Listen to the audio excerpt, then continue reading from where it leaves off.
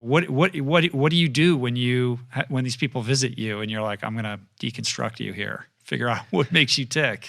Yeah, so I had the good fortune of meeting David at a consulting event a few years ago, and I guess I should just say, David, you probably know this already, but he is every bit as intense as he comes across. Yeah, I mean, what you see online is exactly, it's exactly what you see is what you get.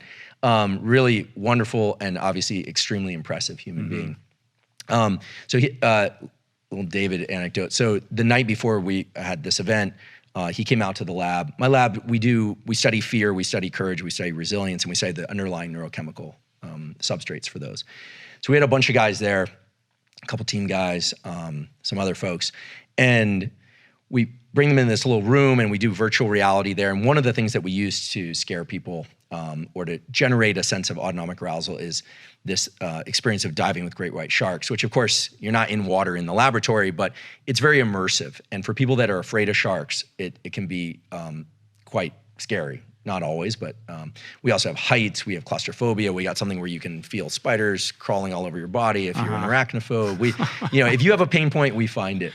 Do you spend time trying to figure out what that pain point is? We do, and we do it through some very covert methodology that involves AI and some fun tools. A bunch of weird questions that, right, all right. Let's just say this, from the moment you step into our laboratory, we're studying you. So now I know. And yeah, exactly. So what was fun was, so I sort of explained what the platform was and what we were going to do. And David said, he goes, I don't like sharks.